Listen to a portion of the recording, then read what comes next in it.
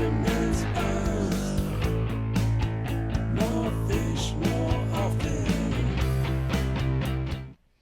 Hello and welcome once again to the Fisherman's Post Saltwater podcast series. In this episode, we are going to be talking about Cape Fear River winter stripers.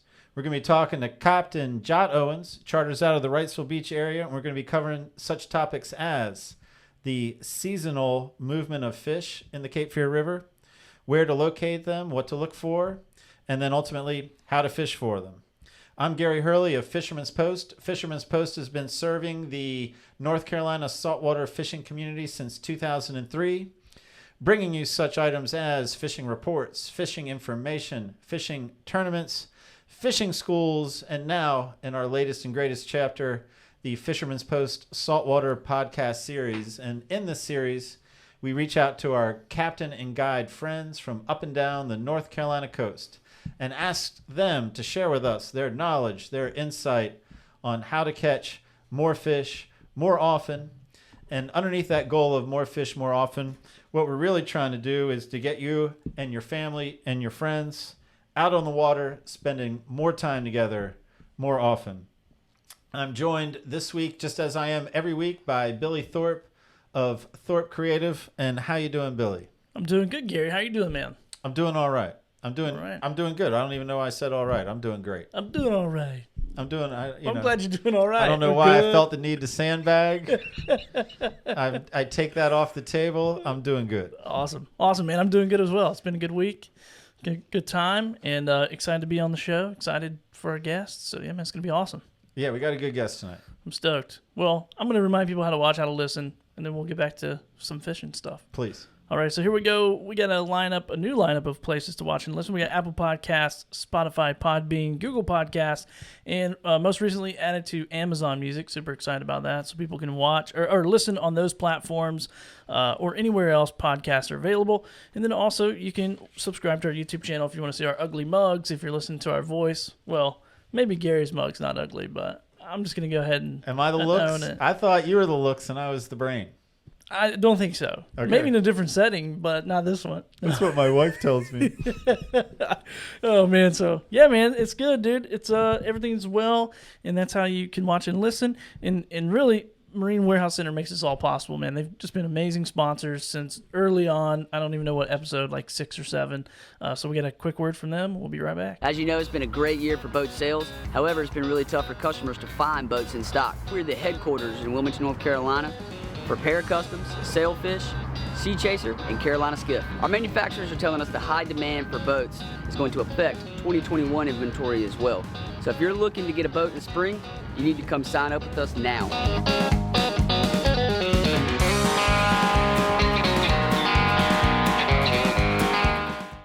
You know, the holidays are around the corner. I'm excited. Terrell, one of the owners of Marine Warehouse Center, has been still calling you every day? Upping up his social game. You know, I think he's kicked it into another level. He had me over the other day. We were drinking some Arnold Palmer's. Famous last words. And there's something about Arnold Palmer's that just gets him in the mood to tell fish jokes. And he told me yet another fish joke. I'm excited. I love these fish jokes. You do, don't you? I'm a fan. I'm a big fan. I think you should write a kid's book. Terrell should write a kid's book. Yeah, Terrell, not you. It's not my jokes. It's not yours. Let's go. What kind of music should you listen to while fishing?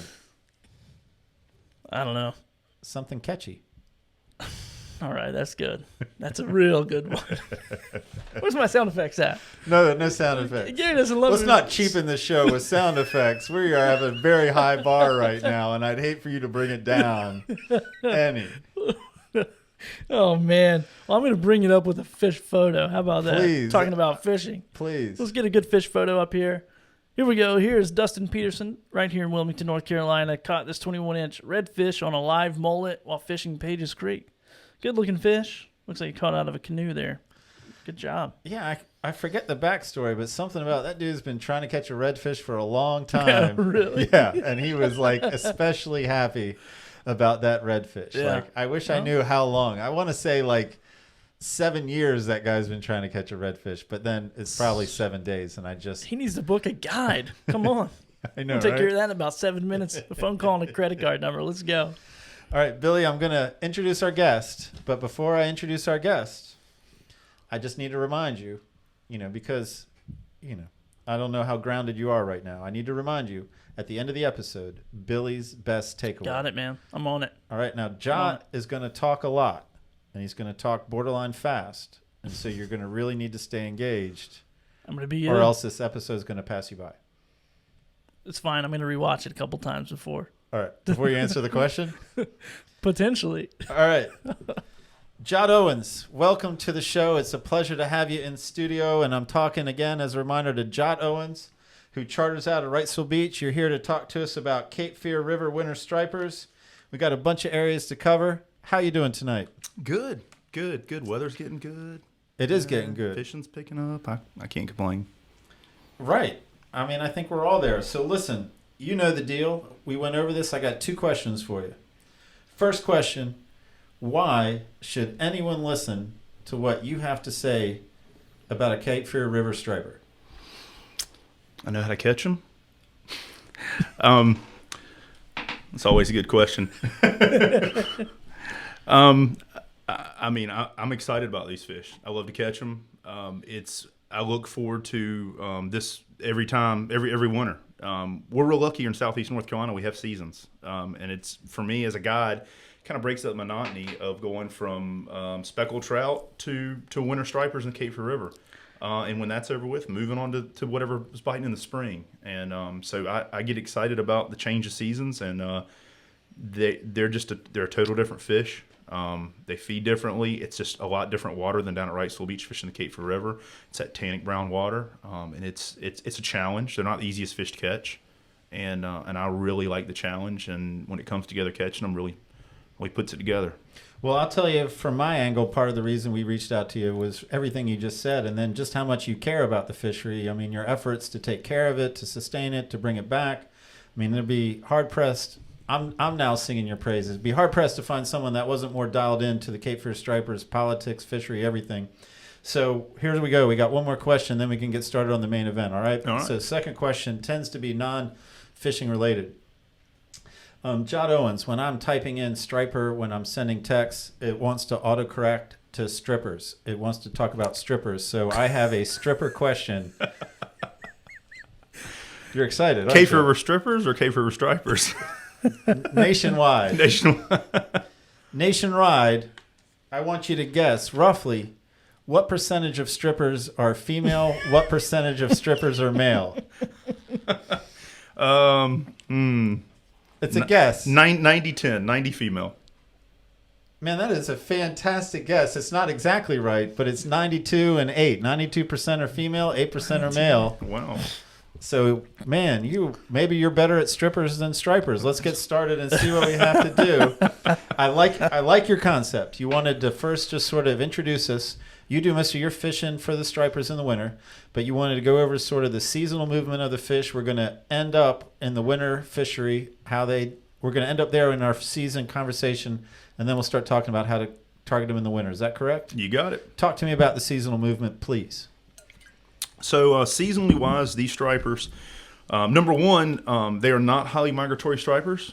They rarely leave the Cape Fear River. When I say rarely, there's only been a handful of fish in probably over 50 years of tagging where the fish have actually left the river. Wow. They migrate up and down the river. And a quick run through, what we'll do is I'll say, let's start in the spring after the winter, and we'll go back around. Okay. In the spring, these fish in late March and April, depends on water temperature, will start heading up the Cape Fear as well as the northeast Cape Fear rivers. What percentage, we don't know. It seems like the mass of the fish head up the Cape Fear River towards the lock and dams, but we do know that some fish do head up the northeast Cape Fear River on a spawning run. They get to locking in number 1 in the spring. There is rock weirs that have been put in there. They still need to be tuned for more efficient crossing. Some fish cross. They go up to locking in number 2. They can't go any further. Then they usually shoot back downriver and spread out. Once water temperatures start getting warm up in May, these fish can be everywhere. You see them down all the way down to Snow's Cut. You will see them all the way up at Castle Hayne. The bass anglers in the spring and later spring and summer will catch them on just bass fishing. People fishing downtown Wilmington will catch them, but there's no big numbers of them school wise. They're just spread out everywhere. And then we get into the fall, they seem to start heading downriver. And it seems like I want to say the word biomass, but the biomass of these fish typically hangs from just south of downtown a couple miles through the Brunswick River, through the Cape River, up the Cape River a couple miles, and up the northeast Cape River a couple miles. And it's interesting that they actually, with the track and tagging we've done, the tagging studies, that they do kind of congregate in that area. Well, that more fish, usually the fishing's a little better in the wintertime. So for me as a guide, when everything else is slowed down, these fish aren't afraid of cold water at all. We'll catch them in the 40s. I've caught them in the water temperatures upper 30s before. It gets harder as it gets colder, but they will bite in cold water. So when, for me as a speckled trouter in Wrightsville Beach, start to slow down, it starts getting a little too cold for them, the striped bass are already biting in the river. So you're a fan of the winter fishery, more fish when other stuff isn't presenting as well in your Wrightsville Beach waters. Exactly. If it's a milder winter, it's even better fishing. When I say they like it cold, they still like it cold, but water temperatures are averaging in the Cape River in the wintertime anywhere from, on a mild winter, in the mid-50s to a cold winter to the low 40s to upper 30s. And for me, if it's anywhere in the mid-40s to mid-50s, it's good fishing. I can catch them pretty good in the low 40s. And I've caught them in the upper 30s, but it is tough. You're not going to catch the numbers. We've had some Striper Fest tournaments that were, one year was 39 to 38 degree water.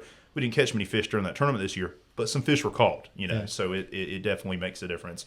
But anywhere in that mid-40s to mid-50s, it's usually pretty good fishing. And since these are resident fish, I guess the size of the fish doesn't change with the seasons either, because you're still targeting the same mass of fish. Yeah, it's what I found is when you find numbers are usually smaller fish, bigger numbers. You'll find a place with 6, 8, 10, 12, even sometimes 20 fish.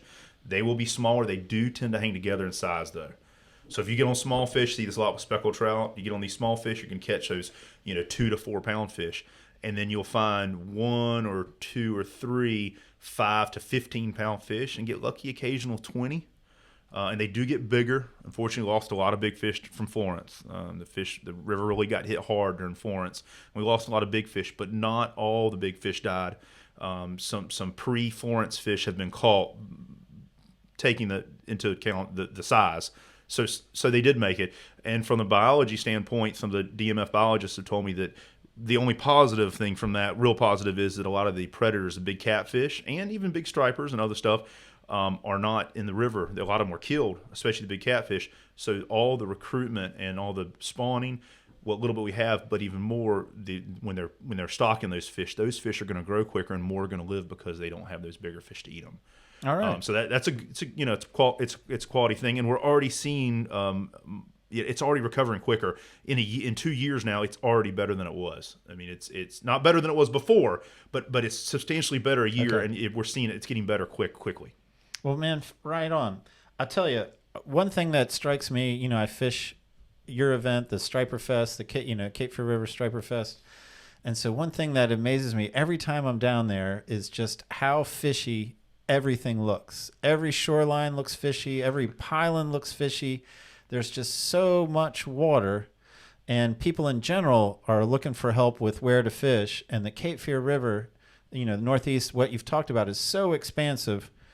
How can you help us with where to fish, what to look for? Well, I will tell you, just going through water temperature wise, starting when I start to look for places, is for me, it's typically I'm going to start striper fishing usually sometime in early to late December, because usually, now this year, no bar hold this year because it's just so mild. But typically, I'm getting in the river sometime in December when the water temperatures have gotten usually into the low 50s to upper 40s in the Cape Fear River. Okay. I've left Wrightsville from trout fishing. It's gotten too cold. Trout are still there. It's just harder to catch them. Move on to something a little easier to catch. And when I get down there, the most important thing I look for is any kind of break in current. Now, add that to the fact that the Cape Fear River downtown Wilmington expansively is 45 plus feet deep because it's man-made dredging. So there are places in the river that my boat will be sitting on the edge of the river, and I can literally touch dry land with a 7-foot rod, and the boat's sitting in 30-foot plus water. That's how quick how quick the drop-off is for the shipping channels. So what you look for is you try to find places where there's shallower water. Any kind of shallower water, you're going to find stripers. Are they in that deep water? They are. They're just extremely hard to target. Very hard to target because it's high current and it's deep. So I'm trying to find anywhere that I can find 6, 10, 15 feet of water is pretty manageable. You got to keep in mind there's a lot of current in that river. Not only do you have your big tide, but you also got all that flow. So the tide rises about like it does around Wrightsville Beach, but it falls even harder because you have that falling tide plus the current dropping. Okay. Add some rain to that, even worse. So I'm going to find anywhere that's a little bit shallower to break up that current, slow it down some. Ledges, creek mouths, docks and pilings. Most of the docks and pilings are going to be deeper water, but if you find some of those older docks that meet up to those banks where the water's a little shallower, and I say older docks because now all the docks in the river are in deep water for big ships and stuff. But there's some of those older docks around there, and if you spend some time on the river, you know which ones I'm talking about. You see them. Those older pilings, those are the ones that are in shallower water because they didn't need as much water back then for those ships and boats. That's where you're going to find the fish on those breaks. Anything that breaks up water with a little bit of shallowness to it, that's just key. It really is. So are you finding flats in the Cape Fear River? Like, is there flats of shallow water, or is it more just like a less severe bank? Less severe banks, but like creek mouths are going to have washout areas. You're going to have that channel. You're going to have the edges where all that sediment comes in and out, and there's going to be, just like a creek, around Wrightsville or Carolina Beach, where you can, on clear water days, you can see those sandbars where it washes out of the sides, where each side of that creek mouth, there's going to be shallower water because sediment's going to pile up. Pilings, bulkheads, there's going to be a break. Sediment's going to hit them and pile up somewhere on those edges. And wherever it piles up and it's a little shallower, it's a water break and it's also shallower water. That's where you're going to find the fish. You talk about everything looks fishy in the Cape Fear River, and it does. I've caught fish in places one time. I've never caught them there again. And then there's places I go back over and over again and catch them. I mean, there's so many nooks and crannies in that river because it's just got a lot of history. It's got a lot of depth. And it's got a lot of current flow, so it's an interesting place to say the least. So do you like fishing the rising tide better because the water flow is less severe? Does that make it an easier fishery? Well, honestly, I will fish it in any tide at all. Of course, just like a lot of fish, when that tide goes slack, these fish do have a tendency to slow down their bite when it goes slack. Okay. But what I try to do is I will fish the shallower areas that I fish, and the shallow water areas on the higher tides. And I'll fish some of those deeper water breaks on the lower tide. Because with about that river's about 3.5 to 4.5 foot tide, normal tide, it's not moon or wind. And so if you've got a place that's 15 foot deep, you knock 4 feet off that, you're getting to that 10, 11 range. That's gone from hard to fish at high tide to actually you can present a bait to a fish. So I'll fish shallower waters, the shallowest places I can find at higher waters, because you'll have a little bit more water up there, but still manageable depth. But then I'll fish the deeper points and the deeper breaks on those lower tides. What's too shallow that you don't give it much a look? Honestly, there's not. I mean, yeah, season-wise, we'll talk about season-wise lures. That makes a difference depth-wise. I mean, if we're topwater fishing in early fall to early winter, depends on water temperature, I'll throw topwater. I'm going to throw it up to 6 inches of water. The fish is not going to bite it in 6 inches of water, but I'm going to get that presentation going. So when it gets into that 3 to 5 foot range where they are sitting, they're going to hit it. All right. Man, I don't know how else I should set you up for a conversation about what to look for, where to locate. I mean, that seemed pretty dialed in. We're getting ready, in my mind, to move into how to fish for them, unless you have some final thoughts on scoping out potential spots to start your search. Anything that looks good will probably hold a fish in that river. We're talking about how everything looks good, and there's plenty of times I won't go searching with a customer, but when I'm out, I do a lot more fun fishing for stripers because I'm not as busy in the wintertime. So I get to fun fish for stripers probably more than any of the species of the year. I mean, it just breaks down that way. And I will go try places that I've never fished before, something that looks good, just run down the river and shot. That's a good way to do it. But this is a day of 1,000 cast fishing. I mean, it really is. It's not, you have a 10 fish day in the river. That's a pretty good day. I've had 40 fish days in the river, but they're very far and few. Yeah. So covering more area is going to help. If you like a challenge, this is a challenge fishery, go out there, cover area. Anything looks good, cast at it. I'm going to tell you what lures use certain times of year and water temperature. Take that information and then go to those places and cover area. But it is very, very important to cover a lot of area and cast a lot. Striped bass have very poor eyesight for far as fish species go. Take that into a tannic brown water quality, you got to put it in front of their face. You really do. Okay. Well, you have a lot of goodies out here, and I have a feeling that this How to Fish Forum is going to be the meat of this presentation. Where do we start, man? You have an idea, I'm sure. Yeah, I'm going to start with something I don't do a lot of, and that's topwater fishing. And the reason is two reasons. Number one is I found these fish don't like to get on the surface once that water cools down, and I would say into the low 50s. Mid to low 50s. Once it gets there, it's very hard to catch one of these fish on topwater. Okay. But if we have a mild winter, and I get down there a little earlier, every once in a while I have a trip that someone wants to striper fish during trout season, I'll take them down there, and that water temperature is in the mid 50s to low 60s like it is right now. They will hit topwater early mornings though. Low light conditions. For me, for striper fishing, it's less than the first hour of sunrise. I want to be there before the sun comes up. And with other species, I have the old, when I feel like I need to reach for my sunglasses, the topwater bite. If it's a bluebird day, the topwater bite's probably slowing down. This fishery, it's before that. I haven't even thought about the sunglasses yet. And what will happen is if you get on a good topwater bite, you'll get some commitment bites, but then you'll start getting these fish that follow it. They're real bad about following baits, but they won't commit to it, and that's when the topwater just stops. So I don't do a lot of topwater fishing, but it is a lot of fun. And so because these fish really put on a show, they will keep trying to get a bait. So bigger baits, this is a Mirror Top Dog. Okay. This is the biggest topwater they make. I don't use this for many saltwater species except for bigger bluefish and bigger reds. But big and loud. And color-wise, don't worry about the color too much. I like to use a red head, white body, something with that transition just because they don't have that good eyesight, something to just totally break up the monotony of it. So anything that adds to the movement, that's just my go-to. There's an orange head one as well that Mirror makes. That's a good one, but just that real hard transition of color, I like that. And it's just, I want you to walk the dog. I want you to walk that lure side to side more than forward. I mean, literally, you want to hear, when you throw it out there, you want to, I'm going to steal that from Billy. You want to hear, that's it. And that lure is going just like that through the water. And that is very, very important. Loud and proud. When they blow up on it, keep working it. Don't stop. Because you got to think about this fish has poor eyesight. If it stops, they might lose it. If they lose it, they're going to lose interest and swim away. So just keep working it. And sometimes they'll come right to the boat. They're really bad about following lures. And then you can try the old figure eight, muskie trick. I've not had success with that. But loud and proud. And then as it starts to cool down, like I said, usually I get there, the water's in the mid to low 50s. Okay.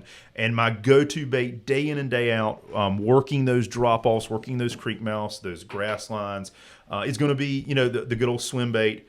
And for me, the swim bait scenario is going to be a Berkeley grass pig. This is a 5-inch grass pig.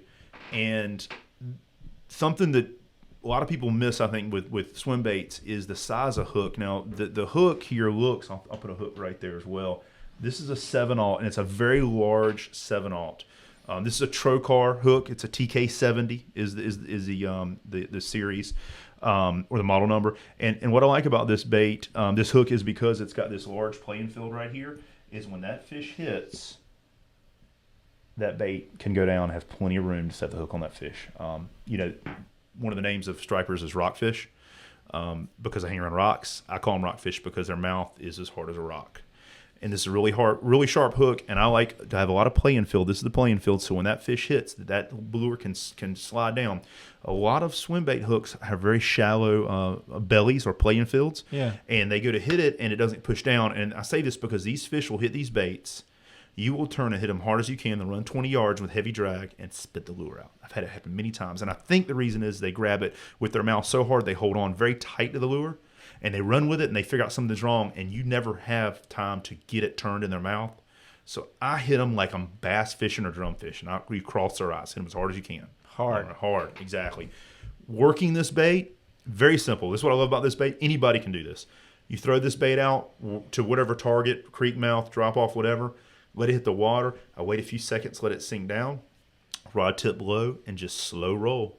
It's going to rub the bottom, but it's a swim bait hook, so the weight's going to hit the bottom, and it's going to be weedless because the hook's going to be up. Now, if you stop swimming that thing, it's going to turn on its side just like it's laying on this table, and then it's going to get hung up on something. So you want to throw it out there, keep the rod tip low. It's going to rub the bottom. I don't care if it rubs the bottom. That's fine. They like that. A little bit of noise on the bottom. You will feel the bite. They thump it hard. But if you stop reeling and let it sit there, that river is full of timber, and it is. I lose more lures in 3 to 4 months of striper fishing in the river than I do all summer long saltwater fishing, including cutoffs from Spanish mackerel and bluefish. If you get hung up there, it's timber, it's wood. You don't get it back most of the time. Okay, so and I get at this because what happens is customers on the boat, two customers fishing, one of them hooks up, the other customer sticks the rod holder with the line out, get the camera, take photos, see the fish. You go back to check it after it's been sitting there. It's been sitting on the bottom, pulling around that current. It's hung up 90% of the time, and I'm talking about hung up. You don't get it back. So you just want to keep it rolling, swimming. You feel that thump, you feel that tick, and a lot of people get excited because they feel it rubbing the bottom. You get one bite. The first time you get a bite, the rest of the day you know when you miss one because it's a very hard bite. Smaller fish will sometimes scoop it with their nose, bump it with their nose, and it'll be like a little tick, like a speckled trout bite. Then they'll eat it, and it happens so fast. You'll get that tick, and before you can look at someone on the boat and say, I had a bite, they've hit it. So if I feel a tick at all, set the hook because the fish is going to eat it. Why do you keep the rod tip down? What's the point of... I want to stay close to the bottom as I possibly can. Okay. I use 1/4 ounce and 3/8. I have experimented with some 1/2 ounce swim bait hooks, and they work. The problem is a 1/2 ounce is it dredges so hard sometimes that the hang level even started getting a little high on even with a weedless setup. That hook is still exposed, and I do not want to cover that hook up because if I've tried before, and you cover it up, and then you miss some fish. You have that one good thump, and you go to hit it, and I think it bounces right out of their mouth because the hook's unexposed. What about leader? I use a 30 or 40 pound fluorocarbon. The fluorocarbon here is not for invisibility. These fish don't have good eyesight. But even though we're at the Cape Fear River, that water's pretty salty, and you do get a lot of little barnacles, which are really sharp, and even some small oysters. Every time I pull a stick up, if we get hung and I get it in, it's covered in little barnacles. Because you're rubbing the bottom constantly, fluorocarbon nature is a little bit stiffer and a little more abrasion resistant. I use a short piece, a 2 foot, not very long, just as a lee in front of it, and I always tie a loop knot. The loop knot's not a deal breaker, but the loop knot keeps that bait swimming a little better action, so it turns over and flows a little instead of tying tight because the fluorocarbon is stiff in nature. And soft plastic coloring. Soft plastic coloring. So my go-to is going to be the swamp gas color. It looks like new penny if you saltwater because this is a freshwater bait. New penny is a saltwater color. So swamp gas is a go-to in pretty much general conditions. That's my go-to. Chalky water, stained water, crystal clear. Another one for general conditions is called Greenback Shiner. That's Greenback Shiner. It's got a little bit of silver and then a little green, looks like greenback heron. That's another go-to. And then if the water clears up, and this is where a lot of anglers make mistakes, I think, in many fisheries, is you think you need to use a bright color in dirty water and a dark color in clean waters. It's not. It's actually the opposite. When this water clears up, and now when I say clears up, it's still brown. Okay, it's still sweet tea, but it's clear sweet tea. And how I tell is I look at my trolling motor head. Trolling motor head's white. If I can look down in that water and I can see that trolling motor head clear, see the dimples on it, the nicks, the scratches on it, that's clear Cape Fear River water. Okay. That's good conditions. And when it's like that, it doesn't get that very often, especially in the wintertime because we get a lot of rain in the wintertime. But when it gets like that, and it does, I like to go to lighter colors. And this is called Crazy Chrome Violet. It's got a little bit of purple in it, and then good old chartreuse chrome or chrome chartreuse. And bright colors. I don't use these a lot. Excellent flounder baits. Not for the river, for around Wrightsville. My go-to color is going to be that swamp gas and that greenback shiner. But when the water gets really pretty, these brighter colors will work for sure. Okay. Will work for sure. Man, I'm in. I'm trying to keep up. You're full of information. I'm already excited what you're going to talk about next. And then another bait that I like to throw too, and we talked earlier about just how many hangs there are, is I will use some crankbaits. But crankbait fishing is going to be that scenario where you know where you're fishing. Because if you crank that sucker across that bottom and plow the bottom, it continually hits the bottom, you're going to lose the lure. It's going to happen. And anybody knows these crankbaits run anywhere from about $7, maybe in the cheap bin, to $12, $13. Good ones. These are Rapala DTs, dives too, and this is a DT6. This is a DT, is this 8 or 10? 10. So this will dive to a maximum of 10. This will dive to a maximum of, that's a 6. All right, so with that being said, crankbaits will float. All right, if you stop reeling, they'll float to the surface. You start reeling again, they'll go down to depth. So what I will do with these baits is if I'm throwing a DT10 and it's just constantly plowing the bottom, then I might need to move to a DT6 or something a little shallower. Or you can run it for a while. If it starts bumping the bottom, stop, pause, let it float up a little bit, and then start again. Most of these places that I'm using a lure like this, I know the bottom, it's going to be those bigger, broader flats. Now, when I say flat, I'm not talking about 2 foot of water like saltwater flat. I'm talking about any kind of flat that's 6 to 8 foot of water in the river where maybe it's a bigger creek mouth or something that has a shallower area. It's a safer area. There's not as much timber there, but those fish will be on those edges. Then I will throw this lure, but probably only 10% of the time. I always have one tied on. There's a few spots I always try it. Rattle traps are great. A lot of people throw rattle traps. I've caught some fish on rattle traps. Problem is, every time I throw a rattle trap in that river, I lose it. But I know people that are diehards for rattle traps in that river, and they love them. They have places that you throw them and use them and catch fish on them. I've caught fish on them, but I've hung up more rattle traps than I've caught fish on them, so I don't use rattle traps. Rattle traps don't float. Throw a rattle trap out there, you stop reeling, it goes to the bottom, and it goes to the bottom quick. Or at least this lure starts to hit the bottom. Your typical crankbaits, you can let go, it'll start floating over the surface. So if you know the area you are, is your goal to be in water that bait is close as it can be to the bottom without bumping it too much? Exactly. So the scenario is you know, the longer you reel a crankbait, about halfway through your retrieve, it's going to be at its depth, and it's going to start coming back up. So I would only want it to rub halfway through the presentation, the retrieve, and then it's going to start coming back up towards the boat. If it stays plowing on the bottom, don't wrong, they're going to hit it. That's making vibration. But you're pushing the limit. You're going to get hung up if you keep plowing the bottom. So in general, these fish are on the bottom. Generally, they're in the bottom. Usually, when I mark them or catch them, I'm typically they're right on the bottom to a couple feet off the bottom, and they're always on a break, a ledge, a push. You know, like those creek drop-offs.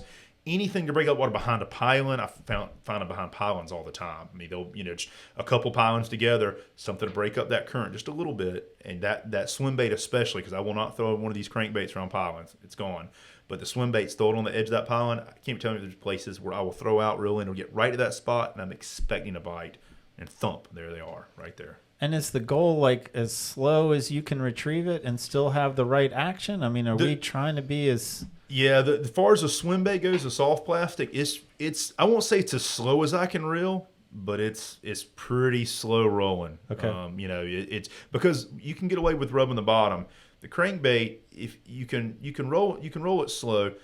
The problem is you roll it slow is sometimes you're not going to get the depth that you want. It's not going to pull that current. So you can speed that up a little bit more. They're both reaction baits, but I think getting that crankbait is going to have to get it right in front of them.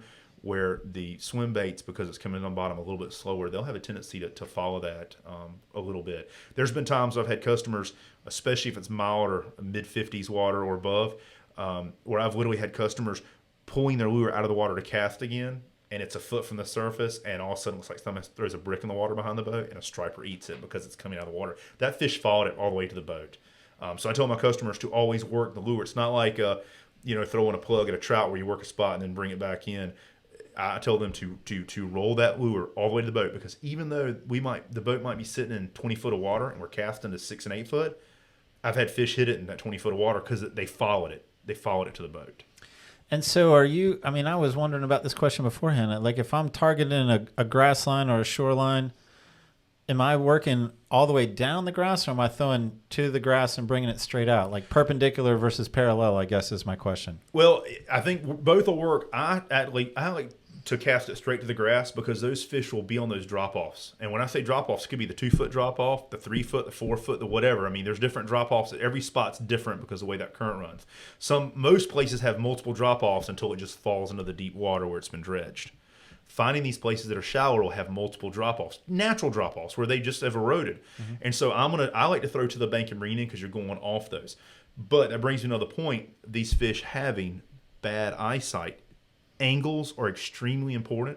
And if I'm fishing, say, a creek mouth or a set of pilings, or I know there's a break or a drop there, when we get to that spot, we're going to be casting towards it as we're coming up on it in the boat. Usually I'll have my trolling motor down.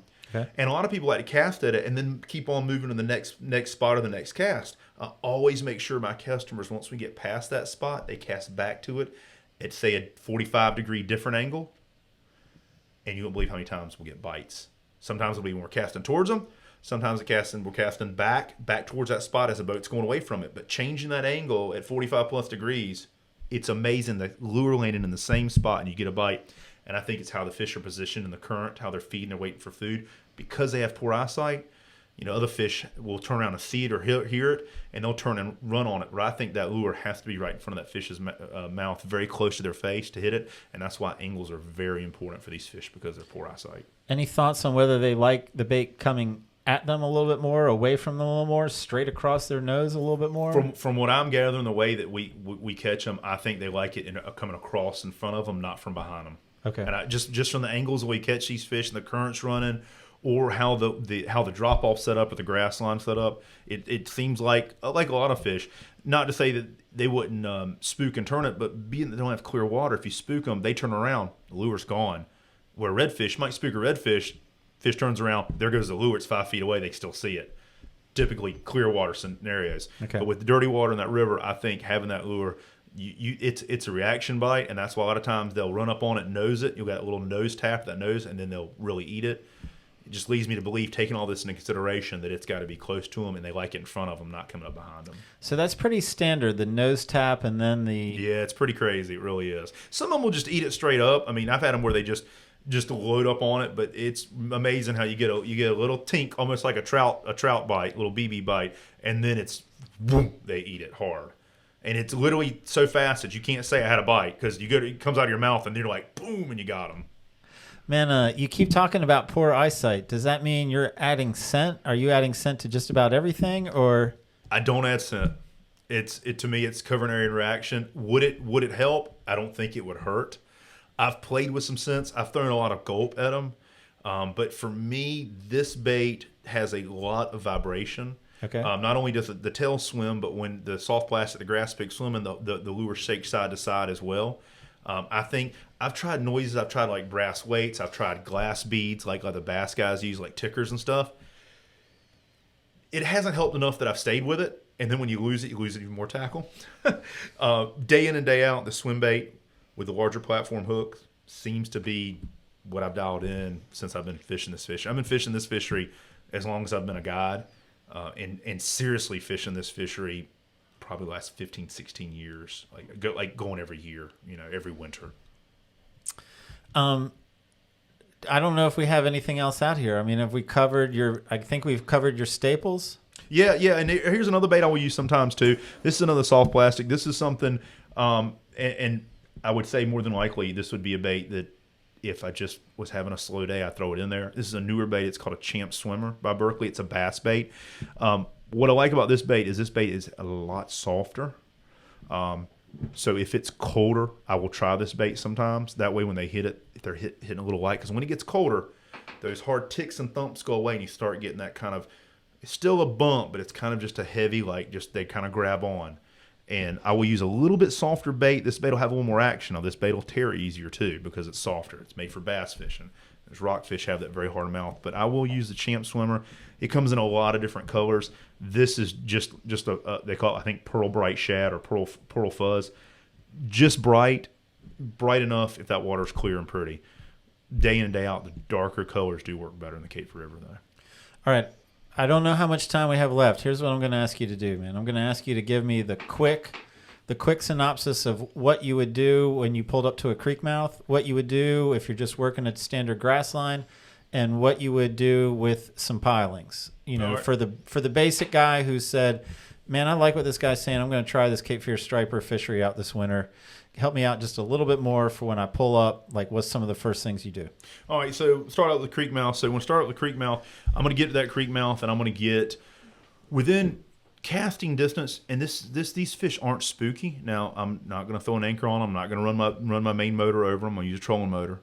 I don't do a lot of anchoring in the river because you lose your anchor just like you do your tackle. I mean, we're talking about cypress trees that you don't get your stuff back. So I would recommend if you're in shallow water, a power pole, or use a spotlight trolling motor or a trolling motor. And I'm going to get to that creek mouth, and I'm probably going to get, I'd say, 50 to 60 feet easy casting. Okay. And I'm going to start casting at that creek mouth and all angles, not just right at the creek mouth, 5 foot either side, 10 foot either side. We'll find those fish near the creek mouth, not always right on it. I told you, day of 1,000 casts. You're going to, each creek mouth's going to get 15, 20 casts easy. Now, if I have 2 or 3 people in the boat, we can do that pretty quickly. If you're by yourself, it's going to take a little longer.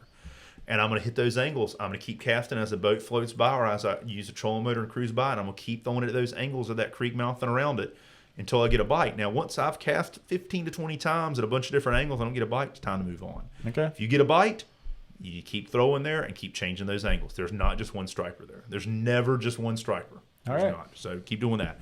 Grass lines, I'm going to work that grass line or any kind of bank that looks good, a bulkhead bank where there's a little shallow water. We're going to do that just casting and cruising down it. Keep casting and covering area, throwing that lure up there right up to the grass line, dropping that rod tip, and just slow rolling it to the boat, just like the creek mouse, but just keep covering it down. And to me, when a grass line is no longer a good grass line, you can get to a point where it's finally going to drop off. That current's going to get really heavy and deep. You're not targeting stripers anymore. You might get one when you first cast in the water because you're going to be in that strike zone for 5 or 6 seconds. But the longer you stay in the strike zone, the more chance you have of getting a bite. So when you get to that real heavy current and you know that and you're looking at Fish Finder and it's 30, 40 foot deep, you're done. It's time to go to another grass line. You've covered that area. You want to try to target those shallower areas. Typically my boat's sitting in 10 to 20 foot of water when I'm casting for these fish. Okay. And casting shallow, that's where the boat's sitting. Pilings, this is an interesting one because it depends. The pilings are so different. We talked about some of the older ones are in shallow water, some of the newer ones are in deeper water. I really try to target old stuff because the water is shallower. There's going to be some transition behind or beside the piling. So that's number one. And number two, it's going to be the beginning and the end of the docks or the piling set. Now, are there fish inside there? There are, but you're going to lose tackle. It's very hard to fish those, up in there with that current. You're going to cast up in there. You're just going to get washed into the pilings. So I'm gonna try to target at the beginning of those pilings where I can wash that lure, where I feel like I can wash it right past that piling without getting hung up. And then the very end, the other side, the down current side, I'm gonna fish that as well because to me that's kind of like a point or a break, and a lot of the fish will be there, and you can actually properly target those fish. All right, man. Any last piece of advice for the person who's excited about this and wants to try it out? Water temperature is important. Anything mid 40s and above, you have a good chance. You can catch them less than that. And water quality is important. If the upper Cape River is in flood stage, the locking dam number 1 is locked in flood stage. Northeast Cape River, Berkeley is under flood stage. That water is going to be coffee with cream. It gets really hard to catch them. And I tell people this is and this is all fishing for me, winter fishing especially, is I can catch fish in real cold water, colder than normal if the water condition's good. If the water is not that cold, mild, I can catch fish in dirty water. But cold, dirty water in any fishery is hard to catch fish. Okay. So keep that in mind. I mean, when I get to the boat ramp downtown and I get in there, I'm looking in the water, I can tell you right away what kind of day it's going to be. If that water temperature's right and the water's not too dirty, we're going to catch fish. But if it's looking tough, and it could be the difference between Northeast Cape Fear and the Cape Fear. The Cape Fear could be dirty, Northeast could be pretty. It could be completely different. The Northeast goes up to Berkeley and kind of stays coastal per se, where the Cape Fear goes all the way to Lillington, Elizabethtown. There's a lot of water there, so it can get dirty. Either one can get dirty. Depends on what's going on with the water. Well, Jot Owens, I know you're hustling year round, and so why don't you please tell our listeners, our viewers, what you're doing when you're not targeting Cape Fear stripers? What's Captain Jot Owens doing when he's not doing winter stripers? Starting out in March and April, I'll start looking for the big chopper bluefish. Move into later April, start looking for those Atlantic bonito. Knock on wood, it was like it was this spring. I didn't have many customers to take, but it was really good for Atlantic bonito fish, and I ate them quite a bit for dinner. And then we start transitioning over to big Spanish, king mackerel. Then the redfish bite picks up as we get into May, especially mid-May. And then later May, I love to cobia fish. So cobia through June. Late June, tarpon starts showing up. Redfish continues. Flounder bite picks up. Might be catch and release. We'll find out this year from DMF what the season's going to be. And then if we stay in that normal flounder season like we had this year, I'll say normal first time, but that late August and September, I'm doing a lot of flounder trips if that's the season. I really like flounder fishing, and We have a good flounder fishery here, and I do enjoy that. People love to catch and eat flounder. And then we start cycling into that get into that fall, and I start looking for the speckled trout like I am right now. And it's been a very roller coaster year temperature wise, speckled trout fishing, but that cool air we had the last couple of days is really starting to get them to bite again, and I'm so excited for it. Well, man, I can feel it, man. I can feel your excitement for fishing in general, and man, I appreciate so much you sharing such quality information, man. I mean, this has been a treat for you to, share what you got, man. Not be protective of it. Well, I appreciate you having me. All right, I'm curious, Billy. I told you, I tried to warn you. I said, man, one thing's for sure. Billy's best takeaway, yes. No. I told you, Jot is going to make it challenging. I know, right? Because you got to keep up. Best takeaway, I think it's that the first time he said it, it caught me, but then the second time he said it, third time he said it was angles on these fish. Like, just change the angle, don't give up on a spot, just fish it a different way. So that's not my rhythm at all. I'm like, okay, I'm out of here. But that's a good. Yeah, it's a he said it multiple fishery. times, so I'm like, this must be very important because he said it multiple times. I mean, I have used that phrase, the day of 1,000 casts. Yeah. Like, it's true. It's rewarding, but it's challenging. I mean, challenging is what part makes it rewarding. Like, yeah, man, it was good. I knew it was going to be. I mean, this might be my best interview. I had to work so hard, dude, to get him to open up, man. I mean, he was sort of like a turtle there for first. But I used my interview skills. I got him comfortable. I don't even know if you finished a complete sentence or statement, actually. If I'm going to call you out, keep you honest. Man, this is the easiest job in the world when we have Jot Owens as a guest. You put your boat in the water? Yes, I do. I put my boat in the water. Thank you very much, Jot. Made it easy. I wasn't even here. I actually went outside. Smoked. Gary was on a smoke break. And just come inside. All right, what about colors? We've got Gary on the phone. Gary from the parking lot. Hey, Gary, be quiet. I'm trying to tell him something, okay? All right. Oh, man, I love it. Wrap us up, Billy. Wrap us up. Oh, if I hit the right button here, I'll wrap us up. Here we go.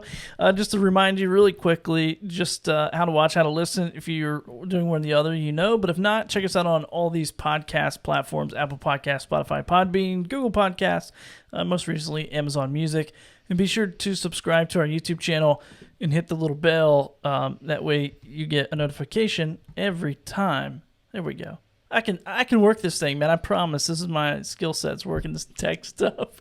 But anyway, so people get a notification every time we put out a new episode when they subscribe to those platforms, and it helps out the algorithm say, hey, Fisherman's Post is valuable. They're bringing great information. They got great guests. And if all that's true, so go subscribe to our channel. Right on. Right? All right, Billy. All right, man. That's it, Gary. Appreciate you, brother. We'll see you next time. Next time.